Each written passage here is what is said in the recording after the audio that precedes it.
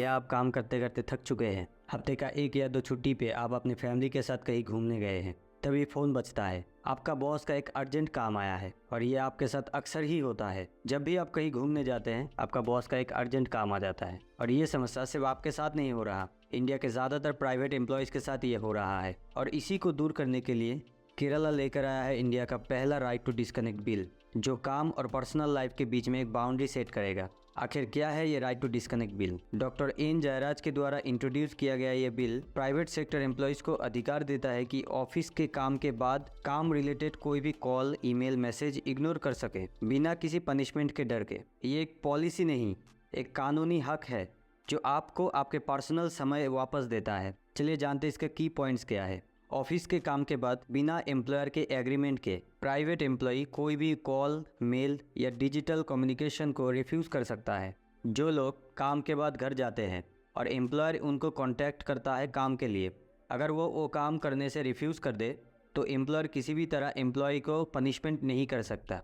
और इस लॉ को केरला के हर एक जगह फॉलो किया जाए, इसके लिए private sector employment grievance redressal committee बनाई जाएगी, जिसमें regional joint labour commissioner chairman होगा और वो हर एक कंप्लेन को इन्वेस्टिगेट करेगा। इस बिल में ये भी बताया गया है कि कंपनीज को अपने काम के समय को क्लियरली डिफाइन करना होगा अपने एग्रीमेंट में। आखिर क्या ज़रूरत पड़ी केरला को इस बिल को इंट्रोड्यूस करने की? क्यों ज़रूरी है ये बिल? इंडिया में 60% एम्प्लॉयज़ बर्नआउट का शिकार है, जिसके कारण थकान, मेंटल हैरेसमेंट और काम की आउटपुट में कमी आती है। 88% लोग ऑफिस के बाद उनका एम्प्लॉयर उनको कांटेक्ट करता है और 85% को सिक लीव या हॉलीडे में भी काम का मैसेज आता है। ओवरवर्क की वजह से डिप्रेशन 52% और एंजाइटी 57% लोगों में कॉमन है। पेंडेमिक ने इस कल्चर को और बढ़ा दिया, जहां वर्क फ्रॉम होम ने काम और घर के बीच की बाउंड्री को मिटा दिया। क्या केरला पहला स्टेट है जिसने इस टाइप के बिल को इंट्रोड्यूस किया? नहीं, इससे पहले भी फ्रांस, स्पेन, बेल्जियम, इटली और ऑस्ट्रेलिया ने इस राइट टू डिस्कनेक्ट बिल को लागू किया। अगर ये बिल पास होता है तो केरला इंडिया का पहला स्टेट होगा जिसने इस टाइप के बिल को लीगल पावर दिया। इस बिल के कुछ पॉजिटिव और कुछ नेगेटिव दिख हैं। अगर पॉजिटिव दिख की बात करें, ये बिल एम्प्लॉय का मेंटल हेल्थ को प्रोटेक्ट करता है, बर्नआउट से बचाता है, एम्प्लॉय ज़्यादा प्रोडक्टिव होते हैं। ये बिल 3/8 प्रिंसिपल को सपोर्ट करता है, मतलब कि 8 घंटा काम, 8 घंटा आराम और 8 घंटा अपनी ज़िंदगी को जीने के लिए चाहिए, ताकि बैलेंस लाइफ प्रमोट हो सके। ये बिल इंडियन कॉन्स्टिट्यूशन के आर्टिकल 21, जो कि right to life with dignity को गारंटी करता है, जिसमें काम, रेस्ट और पर्सनल टाइम को एम्प्लॉय की ज़िंदगी का एक इम्पॉर्टेंट पार्ट माना गया है। जिस एम्प्लॉयज़ का वर्क लाइफ बैलेंस सही है, यानी उसे अपने हक का छुट्टी मिलता है, वो एम्प्लॉय ज़्यादा प्रोडक्टिव होते हैं बाकी एम्प्लॉयज़ के मुकाबले। माना जा रहा है कि ये बिल एम्प्लॉय का मेंटल हेल्थ को प्रोटेक्ट करेगा। चलिए इस बिल के कुछ नुकसान को भी जान लेते हैं। कुछ इंपॉर्टेंट सेक्टर्स जैसे emergency health care, 24/7 customer service, security और सेफ्टी वाले जो काम होते हैं, इस पर यह बिल लागू नहीं हो सकता, क्योंकि ये 24/7 ड्यूटी है। इस बिल की वजह से हो सकता है केरला के अंदर जो कंपनीज है वो दूसरे राज्यों में शिफ्ट हो जाए और केरला की इकोनॉमिक ग्रोथ पे एक बुरा असर पड़ सकता है। अगर ये कानून पास हो जाता है, तब भी ये कहना मुश्किल है कि प्राइवेट कंपनियां वास्तव में डिस्कनेक्ट राइट को मानेगी, क्योंकि कुछ वायलेशन स्पष्ट नहीं होते, जैसे इनफॉर्मल एम्प्लॉय के ऊपर प्रेशर क्रिएट करना और एम्प्लॉय से रिप्लाई की एक्सपेक्टेशन रखना, क्योंकि ये सब चीज़ें कंपनी कभी भी ओपनली एक्सेप्ट नहीं करेगी। और इसीलिए ग्रीवेंस रिड्रेसल कमेटी को पर्याप्त इंडिपेंडेंट स्टाफ और पावर देना होगा, जिससे कि वो एम्प्लॉय और एम्प्लॉयर दोनों को चेकमेट में रख सके। वर्किंग आवर्स जो होता है वो एम्प्लॉयमेंट कॉन्ट्रैक्ट में क्लियरली लिख देना होगा।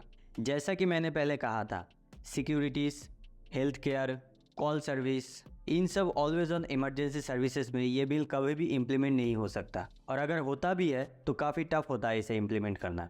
और जो फ्रीलांसर्स होते हैं, यानी जो इस लॉ के जुरिस्डिक्शन से बाहर रह के काम करते हैं, उनके ऊपर ये लॉ एप्लीकेबल नहीं हो सकता। अगर करंट स्टेटस की बात कहें, ये बिल 23 सितंबर 2025 को प्रपोज किया गया और अक्टूबर 3 को केरला की असेंबली में इसे पेश किया गया। अभी ये बिल लेजिस्लेशन प्रोसेस में नवंबर 2025 तक वोटिंग और अमेंडमेंट के लिए पेंडिंग है। प्राइवेट मेंबर बिल होने की वजह से हो सकता है कि ये बिल पास होने में थोड़ा समय लगे। अगर ये बिल पास हो जाता है, ये बिल एम्प्लॉय को काफ़ी बेनिफिट दे सकता है, लेकिन एम्प्लॉयर को इस बिल की वजह से काफ़ी समस्या हो सकता है। ये बिल इंडियन कॉन्स्टिट्यूशन के आर्टिकल 21, आर्टिकल 38, 39, 43 में दिए गए ह्यूमन वर्किंग कंडीशन को प्रमोट करता है और वो लोग जो 12 घंटे 18 घंटे काम करते हैं उनके लिए ये बिल वरदान हो सकता है। आखिर में राइट टू डिस्कनेक्ट बिल सिर्फ एक कानूनी रिफॉर्म नहीं बल्कि डिग्निटी और मेंटल हेल्थ का सवाल है। भारत में काम का प्रेशर हर साल $14 बिलियन का नुकसान करता है और आधे वर्कफोर्स काम के फ्रस्ट्रेशन की वजह से जॉब को छोड़ने को तैयार है, क्योंकि इंडिया में एवरेज एम्प्लॉयज 47 घंटे हर हफ्ते काम करते हैं, जिसकी वजह से इंडिया दुनिया में मोस्ट ओवरवर्क नेशन में 13वें स्थान पर आता है। और ये मैं नहीं कह रहा, ये इंटरनेशनल लेबर ऑर्गेनाइजेशन के रिपोर्ट 2024 में कहा गया है। सिर्फ यही नहीं, confederation of Indian industry and Medibuddy नाम का एक और सर्वे हुआ था जिसमें इंडिया के 62% वर्कर्स अपने काम से फ्रस्ट्रेटेड है, जहां ये फिगर ग्लोबली 20% है। डॉक्टर एन जयराज का कहना है, डिजिटल रेवोल्यूशन ने पुराने सामंतंत्र को वापस ला दिया बिना हम जाने। अगर ये बिल पास हो जाता है तो एम्प्लॉयज़ के लिए तो बल्ले बल्ले है, लेकिन एम्प्लॉयर के लिए ये मोए मोए सीन हो जाएगा। केरला का ये बिल पास हो या ना हो, ये बिल इंडिया के पुराने वर्क कल्चर के ऊपर मारा हुआ पहला हथौड़ा हो सकता है। ये वीडियो यही ख़त्म करते हैं। अगर आपको ये वीडियो पसंद आया हो तो लाइक, शेयर और सब्सक्राइब ज़रूर कीजिए। धन्यवाद।